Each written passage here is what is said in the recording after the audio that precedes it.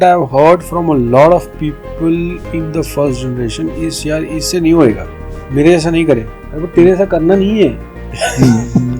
True. तू तेरा कर चुका है, उसको उससे आगे जाना है, वहाँ शुरू नहीं करना है. So don't compare your life journey with his journey.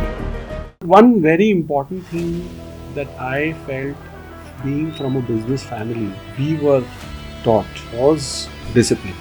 Discipline, personal and financial both, right from childhood. A brief about Kartik Shah. I am a father, I am a husband, I am a son, I am a brother. That's what now I am focusing more on. But if you were to, You're a part of Rotary, you've been part of CII Young Indians, you've been part of a lot of the associations. So, do you recommend other MSME directors and founders to be a part of it? I feel these organizations are creating a sense of community. But if you feel that you want to learn a lot, you need to learn from peers, you need to learn from life experiences of others, go to organizations like. What is your ask from the boiler industry that you have for the Make in India aspect, which can facilitate the challenge that you spoke about? I think a little bit of investment by the government in terms of trying to facilitate these codes on an international level. But if we were to find a way to make this easy, it definitely helps us to scale up.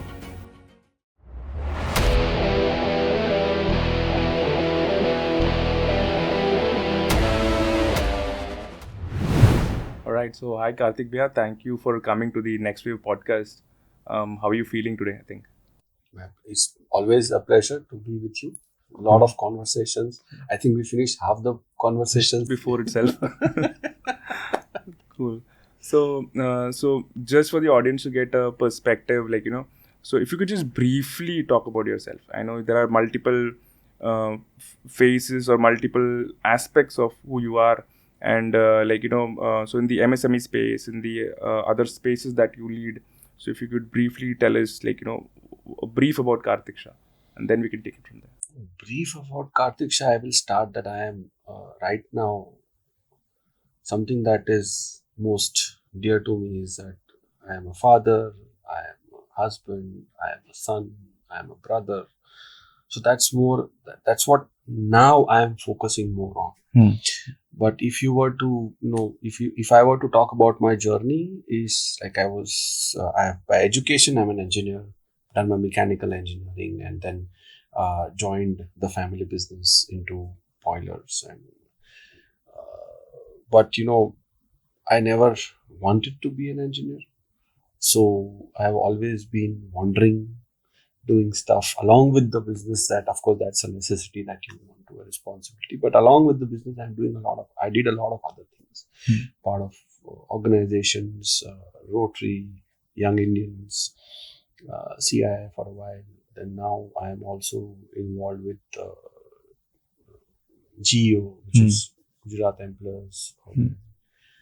Part of my boiler industry. So we have a Indian Boiler Manufacturer Association. We are also having a Gujarat Boilers Manufacturing Component Association. So I'm a vice president there. So kind of doing a lot of things along with the family business. MSME space, I have been a part of the MSME Council in CII. Many things, but perfect. It all comes back to home. Cool, interesting. So I was trying to understand, in context of you being a person. So, what is your earliest memory of your factory? Because you're a third generation entrepreneur. Correct. So you'd have seen Dadaji being in the business, and then the transition happening there. If your dad being in business, maybe you'd have witnessed, not witnessed, and then getting yourself into the business, right? So, and again, you have one more brother as well, right? So what is your earliest memory that you think of? Was it during school, college, or memories? I think we were always involved in the business, not with conversations at home. The way we were involved was, every holiday they used to make sure they would take us to the factory randomly once or Acha. twice a week. Both of us, me and my brother. Hmm. And we would monkey around in the factory, something, that. So it became so casual for us, it was kind of, uh, kind of instilled in us that this is a part of you. Hmm. The place of work where your father and your grandfather are working is a part of you.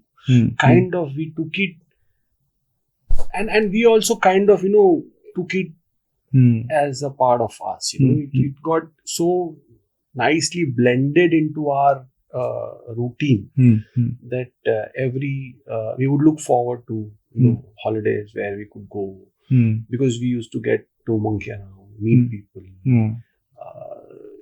And I think that is how they also instill. I think the older generation at that time was very smart. They never spoke about what they Or expected subconsciously. from you, Okay. Yeah. but they did all those things. So they shape your education as per what the business is. They one of the very interesting thing that I just realized was that we were always encouraged to sit in factory pujas.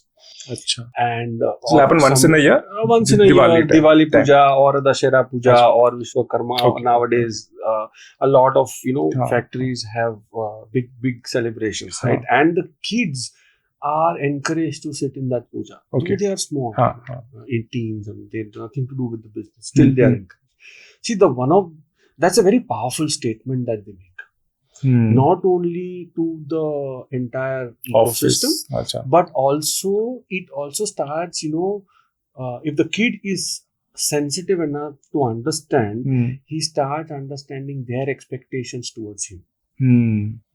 That this is, that you are a part of this, you plan, you need to be, taking care of this now, and all those things. So the expectations are now then, slided forward to them. So this is something that I remember. But one very important thing that I felt, being from a business family, we were taught was discipline. Discipline, personal and financial both. Okay. Right from childhood. That is something that I really feel that every business family somewhere touches on those aspects. Like I remember the transition, as you mentioned, transition. I remember the transition. My grandfather always was in a safari suit. Acha. So if you were to go to business, he's wearing a suit. Okay. If he's going for a meetings with friends, he's wearing a t-shirt and a trouser. Okay. If he is at home, he's in a dhoti and a kurta. Okay. So that was the way he told us what his next plan of action for the day was. And that is something we all have been instilled. So even now today, with so much change in the way people behave and dress at office, I cannot fathom myself wearing a jeans and going to work. I'm always dressed. Me and my son have arguments and fights about, when I insist that he should wear formals at work, and he says, what's the need? He's nothing to do with work when he's just there to enjoy. But still, that's the kind of perspective that we got when we grew up. My father from a safari shifted to shirt and trouser, and of course, but that's how we, I've seen that transition happen. And so being in office pujas, directly, indirectly being influenced by the family, that this is what the future is. So now this young Kartik Shah goes through engineering. I think who never wanted to be an engineer. That's what he said. So their plan obviously was always like after your engineering, to get you into the business. But was the same at your end? Were you clear that okay, I'm going to be getting into business, or are you going to try out something else, or like? No, there was no option. Okay. There was no option for either of us, me or my brother. Okay. So it's very clear and defined that the elder one will do engineering, and the younger one will do business administration or the commercial part of things. Okay. And we were not asked whether you are you do, what do you want to do? So the moment I showed some resistance in being an engineer, I told my grandfather and my father that I don't want to be an engineer. And there was a big outburst, तो फिर ये सब कौन करेगा? Who will run the family business? You need to know engineering to make boilers, right? Unless you are not a good engineer, how will you make boilers? So there is no option. You have to do engineering. Who will run the business? So that expectation from me was clear, and that responsibility that I need to take care of this business, because and that's why I need to be an engineer, was right from the time I chose to be an engineer. So when I was in 17, 18 years old. So I think it was right from day one. I had no choice to explore anything else. But how did you feel during that time in context? Because you're 17 years old, or like, because you're still processing your emotions as a person, understanding, but I don't remember the feelings which I can pin at this point. It's too much, too long back. But I think there was a bit of course, there was sadness and a bit of anger that I'm not allowed to do what I want. But then you also kind of live with it.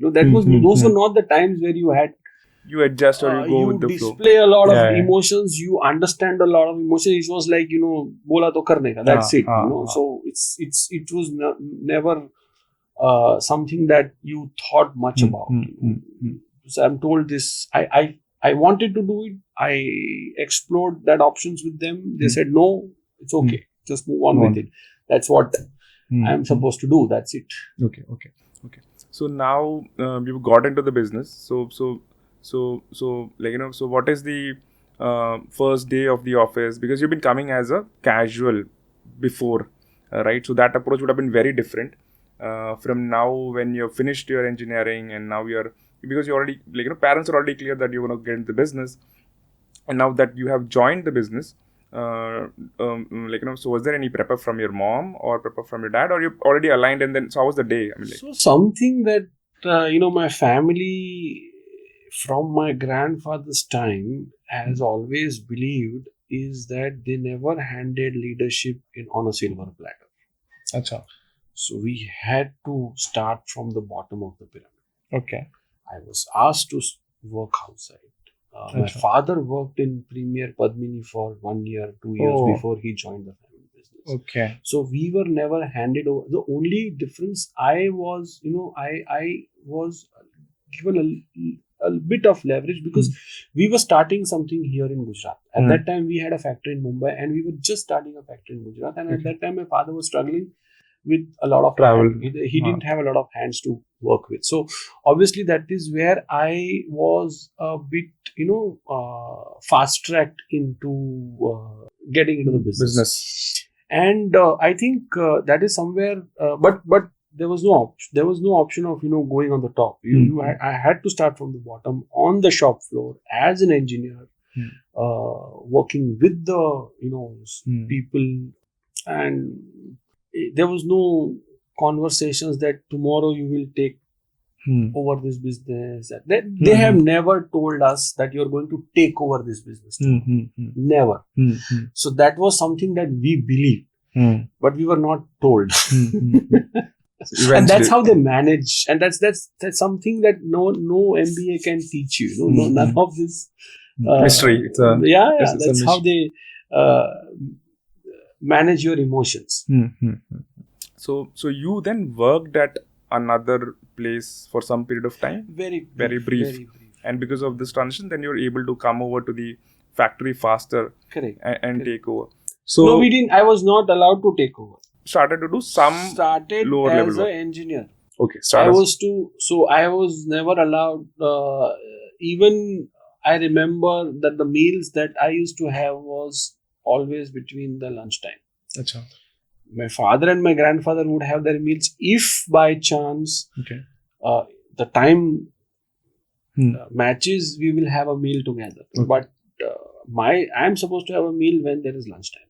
Achha. And go back to work. Okay. So I was not allowed to be a part of the management of the business to start with. I was always treated as an engineer. I had my bosses who were not them. They bullied me. when I started. Like every engineer, right? Uh-huh. A young, fresh engineer comes into an office. He's the first one to get bullied. Mm-hmm. And he will throw all things on him to, But I feel those people who trained me and, bullied me, they, somewhere, I realize now that, it was their expectation from me, or they also, they felt it was the responsibility to make me realize of the nuances that needs to be taken care of while running this business.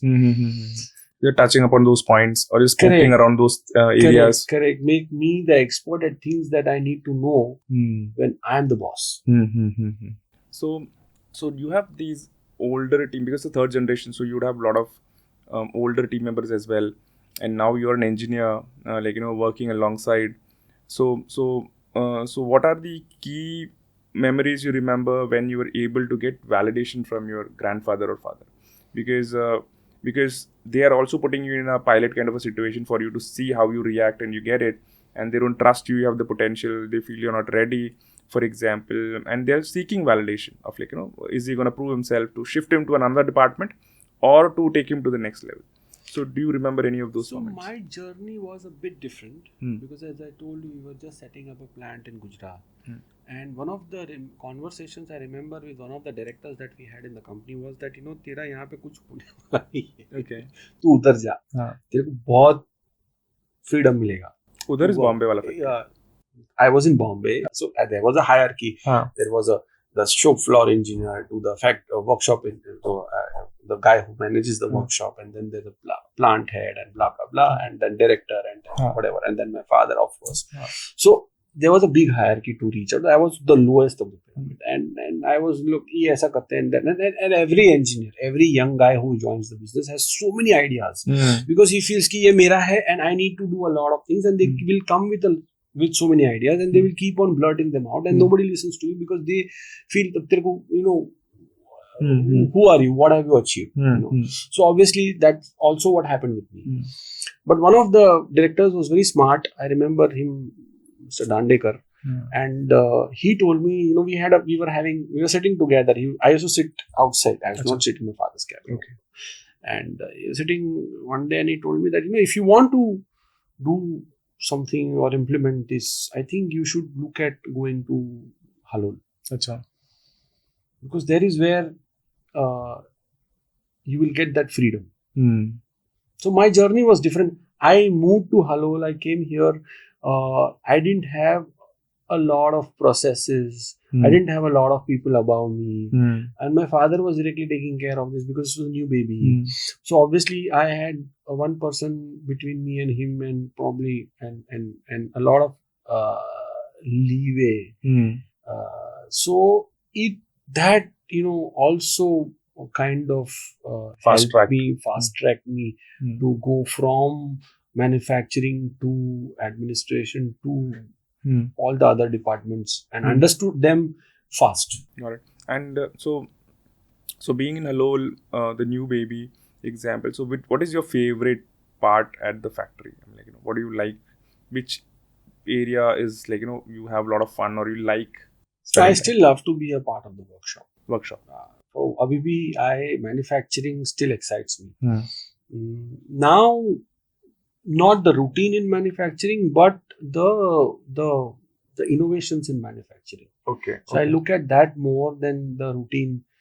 Try to see how we can change things, how we can implement better things, how we can constantly keep our 5S guys, all those things. How are we able to blend it casually in the business rather than making it a added burden on the people that have been there. And the people that I started, when I started in Halol, I started with a set of people.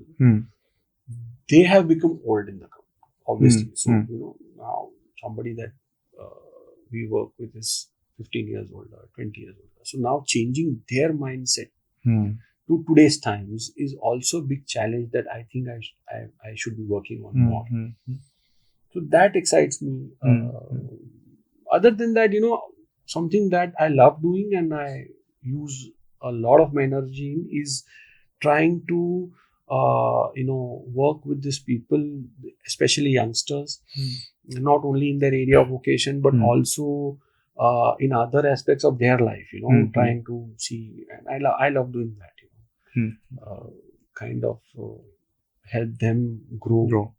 Okay. So as you also spoke before, you're a part of Rotary, you've been a part of CII Young Indians, you've been part of a lot of the associations. And, so again, being a part of the associations takes away your time from the factory. And we can see a lot of influential guys being on CII, being on YI, being on, different platforms, GCCI and things. So, what has been your experience being a part of these kind of organizations, and do you recommend other MSME directors and founders to be a part of it? I 100% recommend. Because so everybody, so when we started, we didn't have so many organizations. Now there is a BNI and a corporate and so many things. See, what I feel these organizations are creating a sense of community. Right now, you need to find the community that excites you. It's not that you need to be there because you want to be a part of this organization, you want to rub shoulders. This is not good. They're all very short-term benefits which are not going to help you. But if you really want the benefit of that organization or being a part of any organization, you need to understand what the organization stands for, is one. Second, you also need to understand what you want out of that organization or that community. Right? For example, Rotary, I always felt I needed a platform for empathy. Okay. So I joined Rotary. I always felt that, YI gave me immense learning. Now, everybody talks about what YI has given you, what tum khud ka kharcha karte ho, tum khud nation building kar do, what nation building, blah, blah, blah. But nation building is also, a youth leadership. Nation building is the energy that you get from there. Now, how much you are going to tap into it, absorb from it is what you need. So, how much I have evolved as a human being is I know. That I can't explain others because they are on their own journey of trying to get something. Now, what is your passion is something that you need to understand. If you feel that your passion is only trying to create revenue and give numbers and talk numbers, then you go to a BNI. It's a good thing. Correct. But if you feel that you want to learn a lot, you need to learn from peers. You need to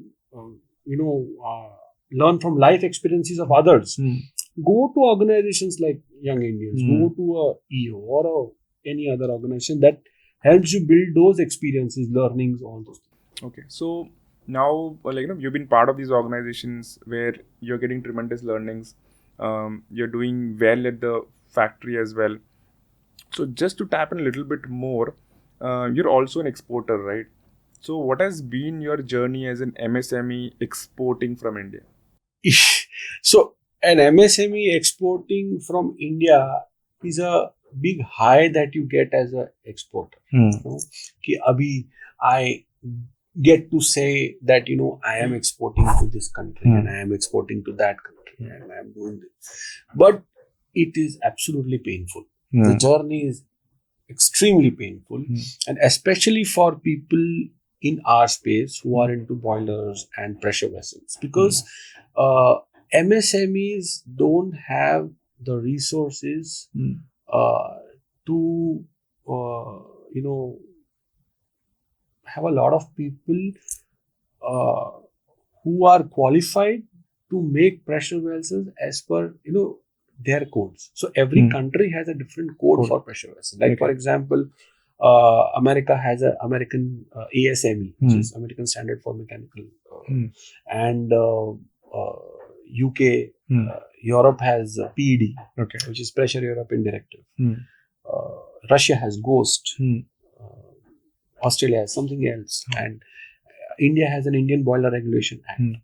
Now, while in India, the Indian Boiler Regulation Act is absolutely a very stringent act, and if you follow that as a quality benchmark, I'm sure you are able to kind of crack all the other codes. It's just that it's said differently, and maybe the documentation is a bit different, but the crux is quality. The crux is the way you do things, treat the metal,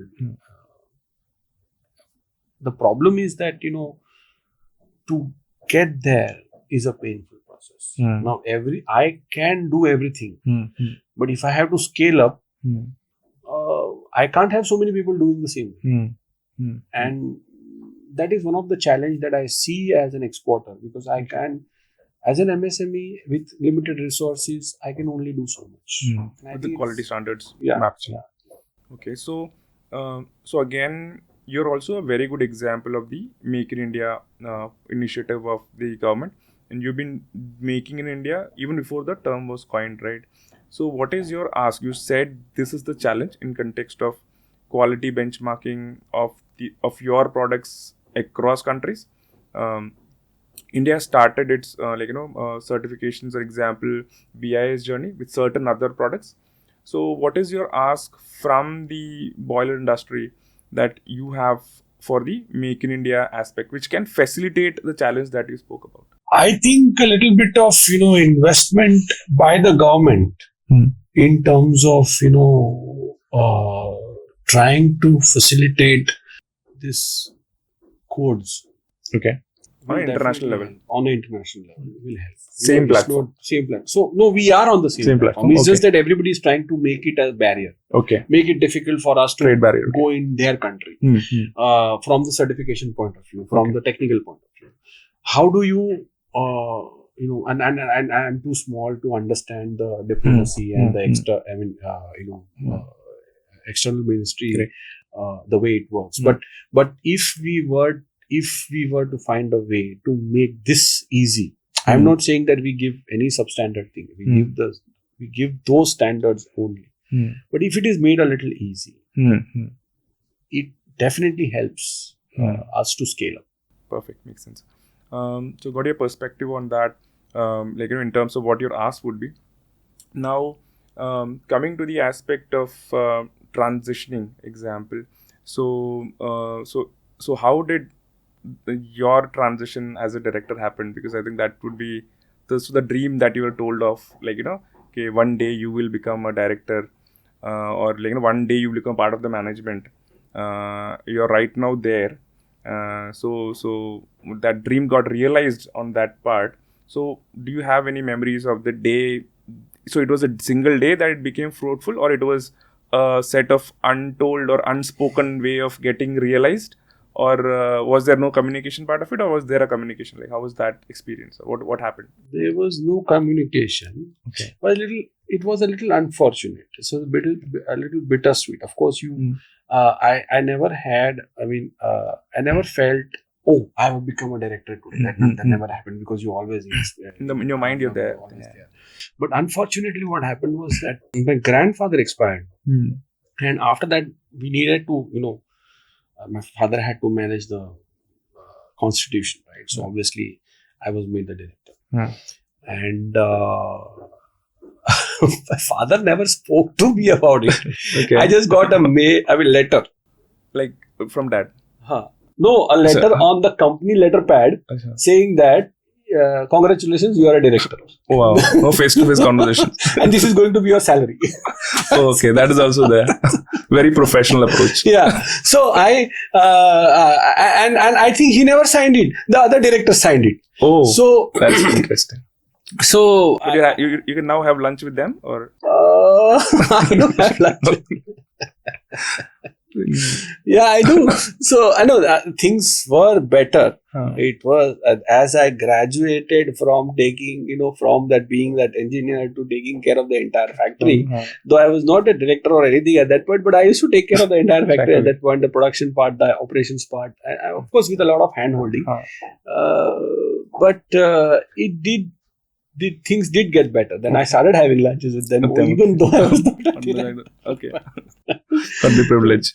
Yeah, but of course, I had become senior management before I became a director, and though in not so professional way, there was a hierarchy that I had to move up to before I became a director. I became a director after almost 7-8 years, 10 years of my joining the business. Okay. So it was not gradual time. Perfect. So one question I want to just little bit go back is that we were doing a lot of research on you, trying to understand you as a person online, and we are able to understand that you've got an amazing LinkedIn page, very vibrant LinkedIn page, and most of the MSMEs are a part of the LinkedIn page network, right? But some of us are present there, some of us we feel that ज़्यादा डाल देंगे तो competitors देखेंगे, right? So there are a lot of things there where we want to be very we're very defensive or very protective about the factories, especially the Indian MSMEs. That's why some of our factory walls are like crazy high, and hide everything. Even the gates are like closed, shuttered, part of it. So no cameras go in there and everything. Even the smaller ones, that part is super perfect in that part, MNC standards.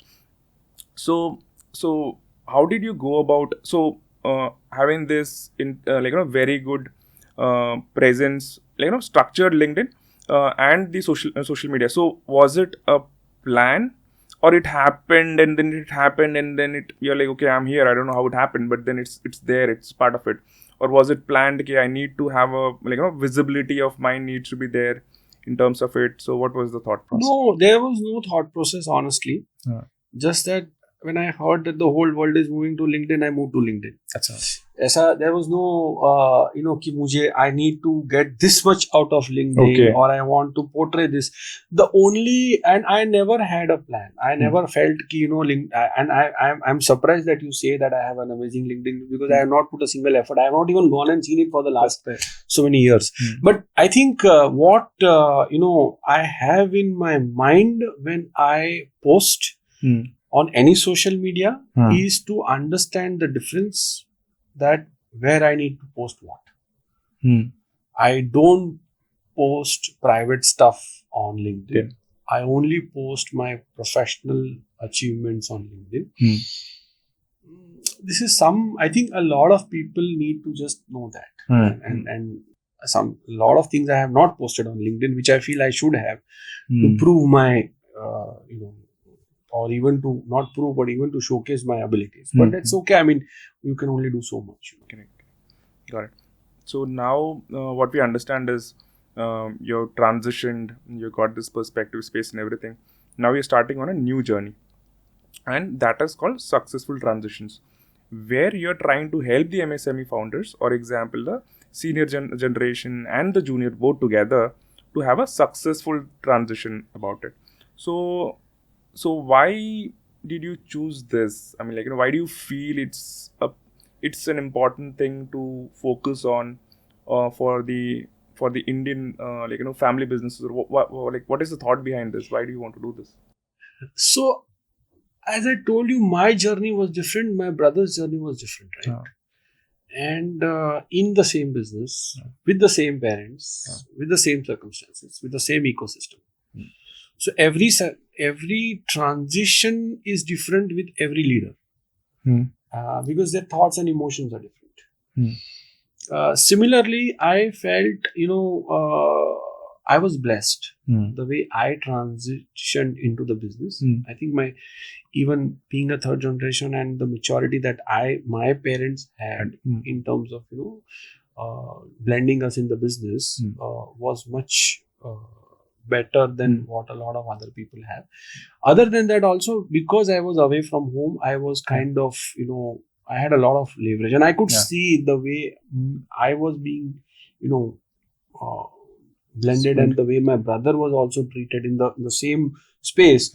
I could see where the problems are. That is one. The other aspect is, as I told you, I love nurturing and mentoring kids, especially young kids. I had taken up this role of a visiting professor in teaching. It was a 3-4 year thing. Then I got a little but it was a part of the industry academia connect that we wanted to build, and we wanted to see if we can teach the students the practical aspects of family business management. I was teaching operations at that time, and I had a class of 40 students average per year. And the biggest problem that I saw, and a lot of kids, brilliant kids, part of the family business, been there for 2-3 years, the biggest challenge that they felt, and I heard them, and the frustration that they had was that they were not heard. and they all wanted to leave the family business and do a startup. Now, Acha. finance today with all this, tie and all this, Yeah. VCs and VCs angels and and government funding. funding and seed funding, it's become so easy that it's not difficult for them to venture out. If I would have thought of doing this so many years back, I would have, first thing that would have, I would have been scared of that, where will I get the capital from? But today they are not. So it is very easy for the kids to, just say, listen, you're not listening to me. I don't know how much, you are going to take me seriously. I'm doing my own thing. Now this is a problem. And not only for family businesses, for the entire country. We are 80% family businesses in the country. Right? Okay. Maybe more. But now imagine if all these businesses and all these 20 years of effort that has been done to create a business goes untreated. Big problem that we're going to have. Transition doesn't happen. And see, earlier, this is not a problem that I kind of, it's not a eureka moment for me. It has been a problem for generations. It's not happening. It's not that it's come up today. But for generations, even my generation, we never have, crossed the limit of, what we've done what we've been told. Right? So we've not crossed that limit of telling our parents that, I'm doing what I'm doing, you go take a hike. Right? But today's generation is okay to do that. They are emotionally so balanced that they will take career decision based on what they want to do and not what the family wants them to do. So they will take care of themselves. Variables are different. Opportunity is there more. So I think comfort is there. Comfort is there. Yeah. And they are emotionally very stable and very practical. We underestimate them when it comes to their understanding of emotions. And the thing is that the kid is already in the business. See, if the kid is not interested in what you're doing and wants to take a different path altogether because he's not interested, is something that you can still think of that, okay, chalo, isko interest nahi hai, to wo kuch aur karna chahta hai, usko musician banna hai. That's a different thing that you should allow. I'm not saying that tum sabko maar ke isme lao. But now that the kid is already decided to be a part of the business, he's in the business for 2-3 years, now, letting go of him for, some emotions not being managed is something that is a big waste. And I think that we should not allow. Okay. So now, under the successful transitions that you spoke about, so there is a very thin line of balancing of letting go and holding on to things, right? Because the next generation has now just entered. So how do you balance that? So the biggest challenge is that the older generation is not, it wants to let go. Okay. Hand over. Okay. But have not mentally prepared themselves to let go. So that's why they don't have the face-to-face conversations. So they don't have those face-to-face conversations. They also have not built a strategy on when they will let go of what. So is this a confrontation kind of a thing? It just hurts them emotionally or like? Yeah, it does hurt them. Right, Suraj, because what happens is, when you pick up a call, even forget you've been doing this, so you are running a business for 25-30 years. Right? So when you pick up a call, you say, I am so and so from this company. Right? Try saying it, try picking up a call and saying, I am so and so from some other company. You can't do it, doesn't come to you. So naturally, even if you stop going in that company or doing something, after 2 months, if you call up somebody and say that, I'm so and so, unconsciously you will say from this company. It happens to everybody, right? You've woven your identity around this business.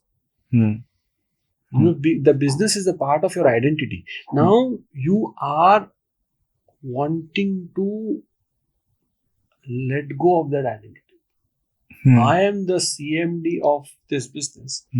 But after my son takes over, or my daughter takes over, or my kid takes over, I am no, he is going to be the CMD of the business. So who am I now? Identity crisis. Identity crisis. Because you have created something. Your ego, your identity, that is your validation. The business is your validation. कि तुमने कुछ किया है life में, right? Now you have to hand it over. It's like a baby that has grown up. Now there are two babies, right? Both have grown up in front of you. But you love the company more. Obviously. वो बाद में पलट के बोलती नहीं है, ये बोलता है. True. So, so now, that their worry is right, because handing over a child to somebody who is not experienced, your mother will know how difficult it is. Even a parent would know, right? A mother or a father. If you ask, if it's a 5-year-old child, before handing over your toddler, you will ask that kid, whether you know how to handle a child. Have you handled a child before? Even not a even तुम किसी stranger को भी पूछोगे, have you handled a child? So obviously, when the older generation is trying to hand over the business to the younger generation, they are not able to let go because they are not too sure about what whom they are giving it. They know it's their kid, but they don't know if he's a good engineer, he's a good businessman, he's a good, shrewd businessman. Right? They don't know all those things because they have not yet tested it. Correct. So what is your advice for this senior, the generation who's letting go? What is your advice? How should they? So right now maybe they are ignoring, they're avoiding, they're buying time, or they're doing these things or not looking at that topic or looking away from it. Maybe so. Do you have some kind of advice for them? They should. Yes, they need to first write down what they need for the company, who they need for the company. Put their expectation in place, their thought process in place. They should also put things that are non-negotiable in place. So I've said this before also that what you feel is the core fabric of the company. Those values need to be put down and set in stone. Nobody can touch them. Because why? Because I have started this company and I want it like this. You work around it. I don't mind. Okay. So once that is done, I think a lot of that worry will go. Once it's written, once the expectation setting is clear between both parties. Between both the generations. Correct. And what is your advice for the younger generation that is trying to latch on or trying to make this voice or make these things? So the older generation obviously now has started writing it down, sharing the expectation. So what is your advice for the younger ones? So my one thing that I will write to tell them is that the company, that the fruits that you are going to enjoy is because of this person's hard work, his effort, his relentless effort, the pains that he has taken. So they need to value it, appreciate it, of course enjoy it, and tap into him as the biggest resource for that particular business, rather than making him a competition. तुम्हारा वक्त आएगा. Don't reinvent the wheel. Don't question everything that is happening. At least first, understand what is happening. At least start to first, you map the entire business first. You understand the entire business first, har ek operation, everything that is happening in the business. Only then you can upgrade. Okay. Just going in and randomly questioning everything, trying to bring in digitization, trying to glamorize the company is not going to help you run the company, and that is what the olders are afraid of. They want to be frugal. You don't. I mean, you may not be frugal also. It's okay, but at least try to first understand what is happening, what is his mindset, what is his need. Why is he doing what is he doing? What is his perspective? Okay. Now, Then once you are aware of everything, every operation, every thought behind, every logic behind those things, the values that are set in stone, the processes that he's created, then try to see where you can upgrade and when you can upgrade. But most important is that everybody doesn't have the liberty of having those people around them. So do not take them for granted. Tap into that resource while you can. Okay. If you don't have them, every time you will need any validation, there will be nobody. So they need to realize that as well. You need to realize that big time and fast.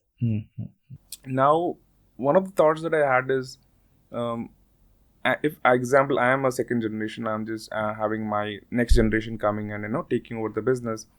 So, how do I recognize when is the right time for transition to happen? So, I am 25 years in the business.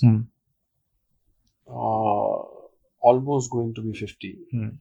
My father is 73, 74. He still doesn't think it's the right time. And that is not because that he feels I am incompetent. That is because he feels I can still do better. He can still do better? Or you can still do better? Okay. So he, and the way he is, he doesn't get involved in the day-to-days. But the point being, you need to define the timeline. You is like both the generations together. Together, is it? Need to define the timeline. Okay.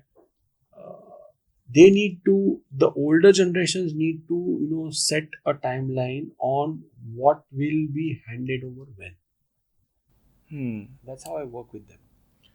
But isn't that a very painful process? No, it is not. It's a see, the biggest challenge is that, there are no conversations in this space. Right? So the person who comes in, the first day he wants to be the CEO of the company or the director of the company. So he wants to do everything. That's not how you can do. There is a difference of a person who has started a business and a different today where the business is being run. So now the business is being run with a lot of dynamics internally also. Correct. There are a lot of people, senior people who have worked with your father, who's given their life to the company. Correct. You can't take them for granted. You need to give them that due, their respect. So obviously, it's important for the second generation to also, respect those timelines. Okay. And the idea is very simple. You set those timelines कि ये time में इसको इतना करना, इतना handover करेंगे, इसके बाद इतना, इसके बाद इतना. It's not, and I think you should not hand over the business overnight unless there is a problem with you. If you are hale and hearty, I feel the best transitions are if it go over a period of 5 years, 6 years. Okay. So progressive transition. To define timelines and milestones. Absolutely. With a strategy. So going a little bit deeper into the family transitions, so you'd have seen family businesses transition amongst friends and amongst the people or the companies you're trying to help right now. So what are the common mistakes you have found, in terms of the transition being handed over to the next generation? It could be both sides, but if you could share some of the common mistakes, then it could help us get a more perspective on the mistakes. On the older generation, you mean? Yes, older generation. Start with. So, as I mentioned, older generation need to have a clear expectation setting. See, they have been excellent leaders in their space. They have been good, managers. They've got good administration skills. Everything in that space. They've been working with the top IIT graduates or IIM graduates, and they've been able to manage them. But what happens is when the kid comes to business, or the second generation comes in, now the emotions come into play. They've seen that person grow. So they are not able to see the difference between the man that is or the woman that is coming in as a CEO or manager or a director. Hmm. They're only seeing. So that dynamics, the emotions play a big role in that dynamics. Hmm. Now that needs to be worked on. Okay. Now, a lot of people that I work with, especially the first generations, are in the business from a longer time than I was, right? So they're older than me, they're more experienced than me, so they know businesses better than me. So I feel that in that space, coaching definitely helps. Coaching, by doing coaching, I kind of make them aware of what they're missing out on. they need to do to correct this. Okay. And once they realize this themselves, it is better for them to implement it better. Rather than we or anybody telling them what to do. It's not going to work. Definitely not going to work. Okay. So you spoke about emotions, right? So again, family business, like sons, daughters, husbands, wives, grandparents, all in the business, different part of it. So which are the emotions that come into play? Emotions are emotions. So all human emotions are definitely going to come to play even if you are going to go to have a cup of coffee. Okay. So when it comes to family businesses and every decision that happens in the family business or anything that happens, a lot of emotions like ego, grief, sadness, a lot of emotions will come. Expectations are not being fulfilled. All those things will come in play. So how do you take care of those emotions is one aspect. Okay. But the other aspect is also something that we've never been taught is setting boundaries. Okay. Right. So you are working with family members who are now your colleagues. Right. So at home you are a husband and a wife maybe, but here you two are colleagues, and sometimes one is the boss and one is not the boss. So there are many dynamics that play at the office. So how do you manage those? How do you set boundaries where you can manage the family relations and the professional relations in a way? Is something that we need to kind of set. Okay. That every conversation needs to have that boundary. You can't talk to your son the way you can't talk to your employee the way you talk to your son, or you can't talk to your father the way you can't talk to your boss the way you talk to your father. So there are many things that that play and that are at play. Okay. And I think that boundaries need to be established once if you want to work with emotions. So does that prepare the family business on a professional level as well? Yes, absolutely. It I have a specific method to make them conscious of this. Of course, coaching is one of them, but also try to help them set those boundaries. Okay. And it definitely helps them professionalize the business better. Okay.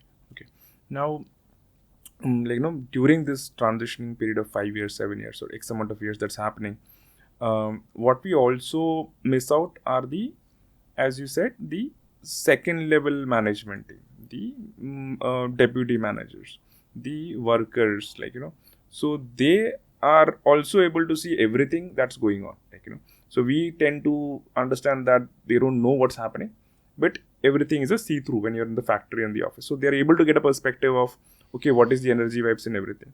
So is there a need for preparing them also for a transition from the boss, or how does that? Yes, there is. In fact, but why? But because why would you think?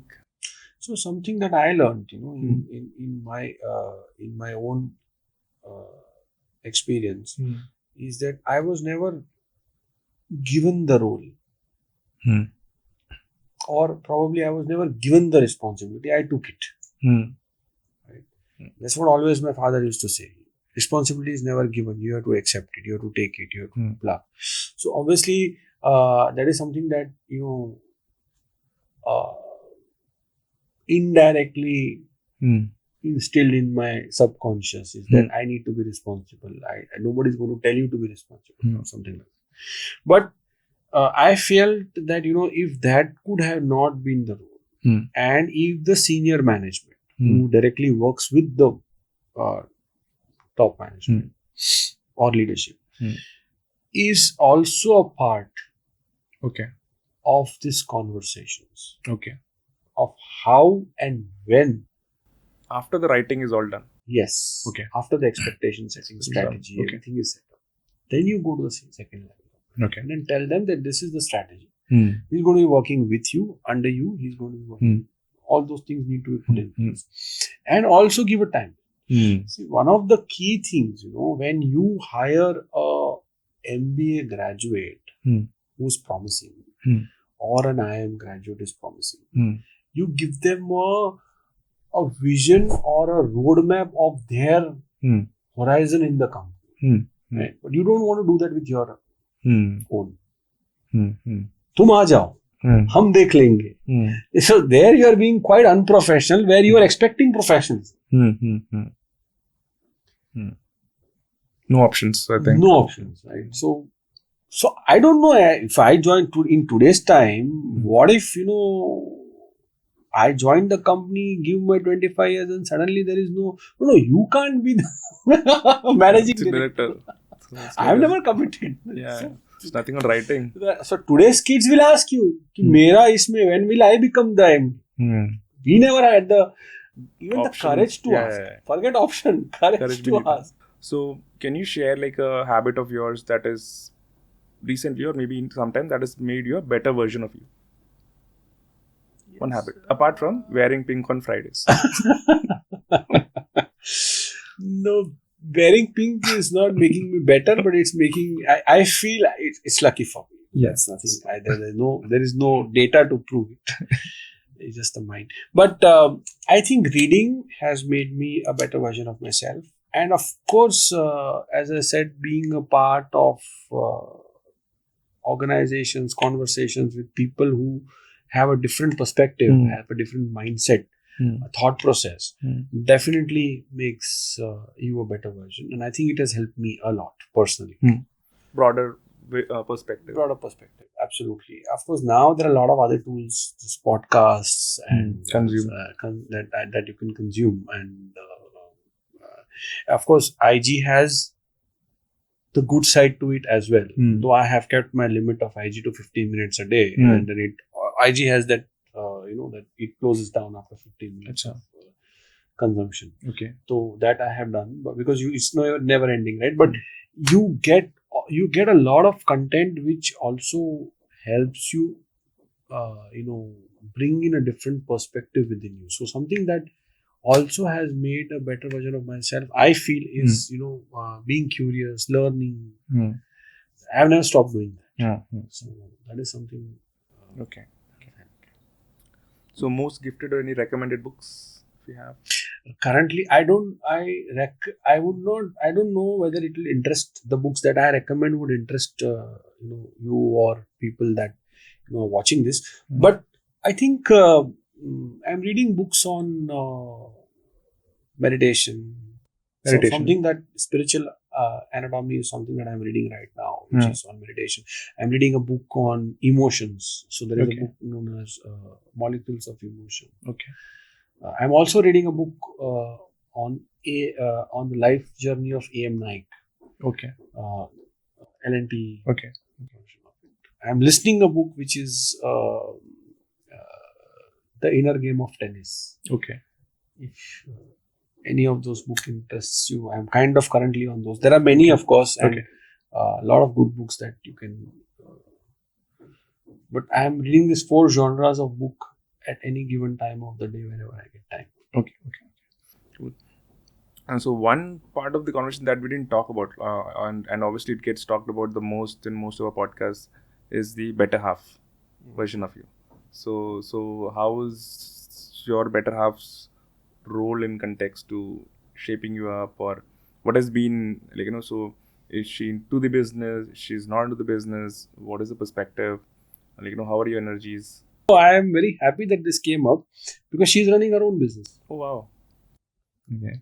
So she has a small boutique travel consultancy firm, and she's a travel designer, Okay. and she's doing good for herself. It's Okay. almost 8-9 years now, Okay. and so the only thing that I love, and I think what she has contributed in my journey is her constant pushing me to get out of my comfort zone, constantly challenging me to do something more than what I have done. Of course, there is a lot of support in terms of letting me go and do things like why, for example, she had 2 years I was not around. I remember one incident where I was on a Viacom call and I was giving some, and she constantly kept on calling me, and I had put my phone on silent, and I saw her phones, but I kept on disconnecting them. Send her a message saying that I'm in a meeting, blah blah blah. It was COVID times, of course, so I was at least had the comfort to be in my office and do it. So traveling. After 25 minutes, I get a photograph of her in a fracture. Oh. Saying that because she had fallen down and had a fracture, she was calling me desperately. But then when I told her that I'm in a meeting and I can't, she didn't tell me that she had a fracture, and she didn't expect me to be there with her. She just, went and got her fracture done herself and kind of, sent me a photograph. Of course, with an angry face, that is expected, but that's so crazy. But yeah, there is a lot of support from her, and she keeps on pushing me. She is one of my biggest critics. So if she sees this video, she'll tell me not how well I've spoken, but she'll tell me I need to do this is better, which is a good thing. It's not that she also wants me to be constantly be better at what I am doing. So that's the contribution that I have from in my life space. So another perspective I want to ask you is like, you have a son, right? So are you taking him to the office pujas? No. Okay. I don't believe. So I stopped office pujas when I took over. Okay, but that changes it. Yeah. Okay. So one conversation I remember with the father, ચોપડા પૂજનમાં ચોપડા તો છે નહીં, પછી કરવાની છે નહીં પૂજા. Computer का टीका तो दशहरा में करते, वो तो मशीन है, तो ये तो चौपड़ा पूजा में चौपड़ा तो है नहीं, क्या पूजा क्या करेगा, छोड़ो अभी वो बंद करो. So that was one of the things that we had a long conversation. He was not very happy about the decision. But yeah, coming back, I have not taken my son a lot to the pujas, but I have definitely taken him to the factory a lot. But he has a different mind. I mean, he is into different things. I am not carrying the expectation with me that he will someday join. I will be very happy if he joins, but I am not carrying that, like how my father was pretty sure or was clear that he will join. I am not clear whether he will join. It is a choice that he has to make at a time. The only thing I have told him, I am going to give you 10 years. After that, you don't have an option. And I am not allowing you to come here. That's simple. Okay. So, got it. So one of the questions was that so manufacturing is a very intense industry, right?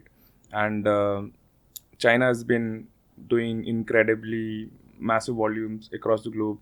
Then the fallout, then looking for China plus one, India coming up, Vietnam coming up, factories in North of Thailand coming up, Mexico starting to put factories offshoring to US. So all these dynamics happening. So what is your piece of advice for any entrepreneur who's getting into the manufacturing space in India? Is it a good time to get into manufacturing? Is it not a good time? What do you propose, or what are your thoughts around this case? No, I think it is always a good time to get into manufacturing, but it is not as glamorous as all this current IT boom or any other space that you're in, because it's a very uninteresting and boring place to be for young people who are looking to see kind of glamour. ये आज T-shirt day है और कल वो है. It doesn't happen in factories. Yeah, there are now that great places to work with tags that come and people, but that big companies can afford. Small companies can't afford that. So Okay. I'm sure MSMEs, but it's always a good, as a person who wants to start a factory, it's a good place to be. And any time is a good time to start a manufacturing.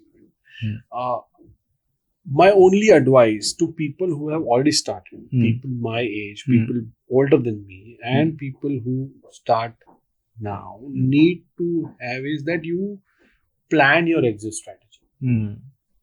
See, none of us have planned our exit strategy.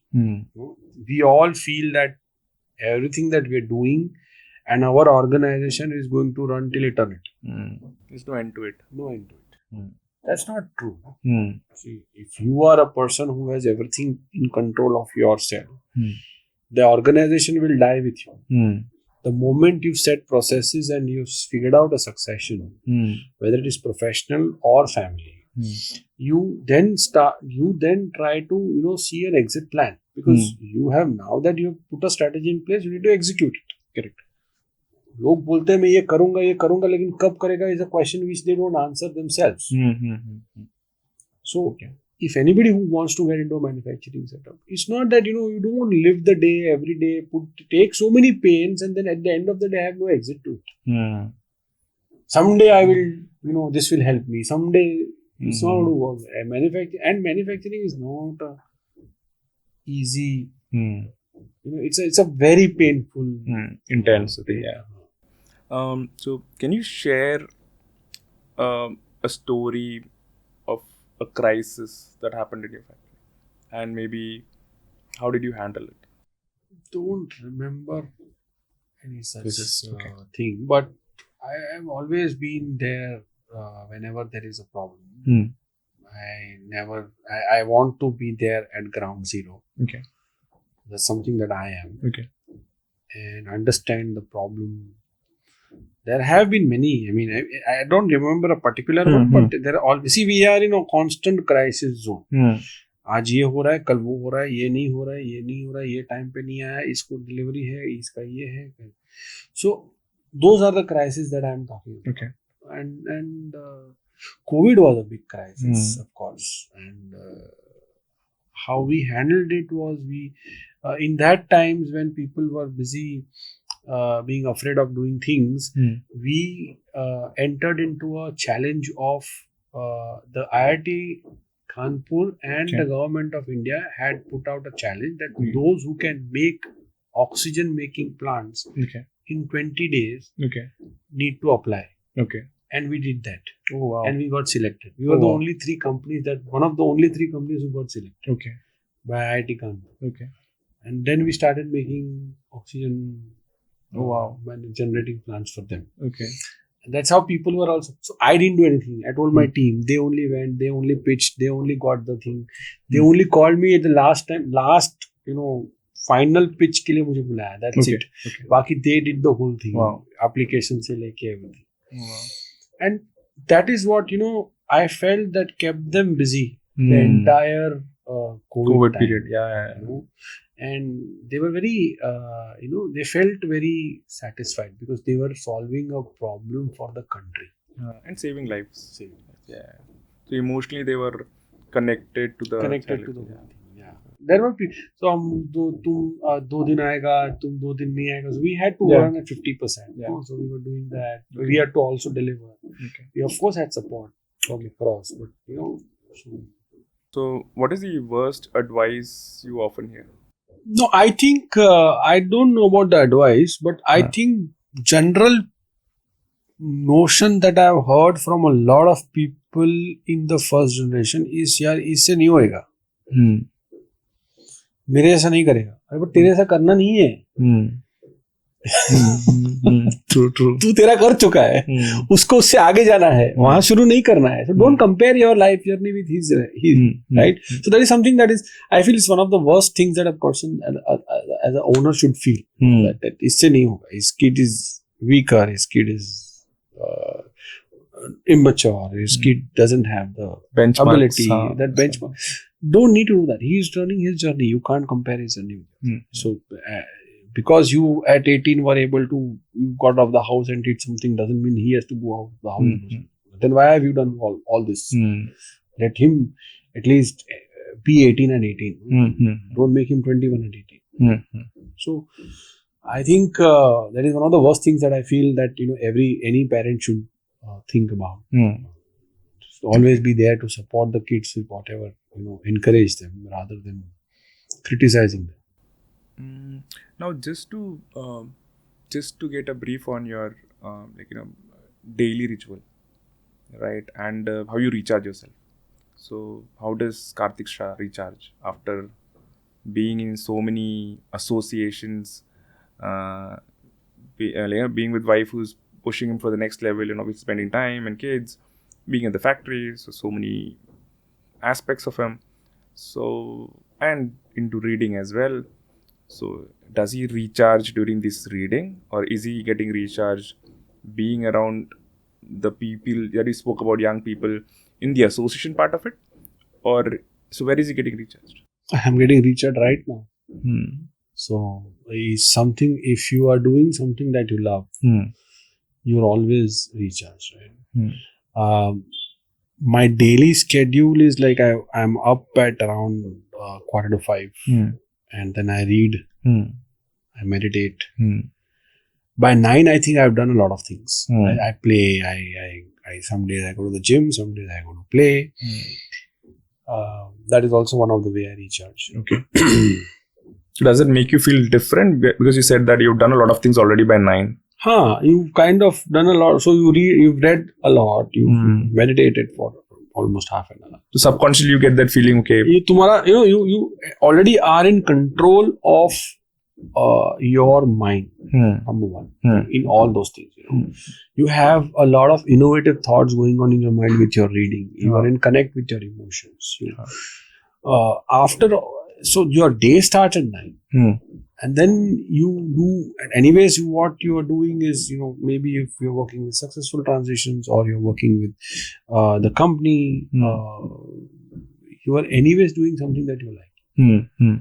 Of course, there are going to be things that you don't like to do also, but you have to do them. That's okay.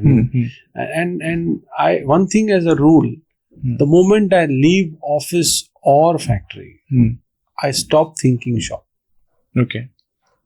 And that is evening around 7:15. I'm back home. And after that, no work. Okay. No work talk, no office talk. Spend time, have dinner, spend time with my wife. My son is now not there with us. He's living in Bangalore. So, but no bahar jana and all in the weekends. So only in the weekends we go out. Weekdays we are I'm off to sleep by 9:30. Okay. So as the factory grows, as as you're expanding in terms of experts in all the aspects, the international trend is sustainability, right? So what is Energy Pack doing in that perspective of sustainability? So sustainability, of course, we are doing all the things, that we are ticking all the boxes that the normal norms are. But that is something that you enforce it as a process, right? Something that I am very fascinated and I'm doing a lot more. It's on my mind. I've not done much, but I'm on my mind is to try to see where I can fit biomimicry in my day-to-day work. Okay. Now, if a lot of you may not know what biomimicry is, but biomimicry is a study of nature. So how can you replicate what nature is doing in engineering or any other areas of life? Okay. So that is something that is very fascinating, and that is on my mind, and I keep on thinking, ye karne se how do I replicate nature? If you were to see examples of biomimicry, the bullet train is one of the biggest examples of biomimicry. Okay. And when the bullet train was introduced in Japan, one of the key challenges that they faced was when it comes out of the tunnel, it makes a lot of noise. the papers you must have read very recently that they have put some noise barriers and all that in the last 2 weeks. But one of the key challenges in those at that time was that this when they used to come out of the tunnel, it make a lot of noise, and the people living around the tunnel were complaining a lot. Okay. This problem was given to one gentleman who was coincidentally a biomimic fan, right? So he used to study a lot of biomimicry. So somewhere he learned and figured out that when the kingfisher dives into the water to catch its prey, it makes no noise, and that is because the way nature has created his beak and his underbelly and all those things. So that is how they replicated the bullet train to look like the kingfisher's beak. So there's the bulge there. There's a bulge. And that is the problem. And in that process, the byproduct was they also were able to increase its speed. Oh wow, indirect another advantage. Yeah. So that is something that what biomimicry, and there are many other examples that if you can just check biomimicry online, and you will find a lot of fascinating examples. And I think I'm trying to see if I can get that in my engineering process or perspective. So that's something that I'm doing on. Okay. So if you could have a giant billboard, and all the MSME first generation, second generation, third generation, they could read this message. So what would that message be? Very clear message. I said, have you planned your exit strategy? I think that is something that everyone should do at whatever stage of business they are in. It will give them a sense of perspective of where this is going. You make a lot of life decisions based on the business.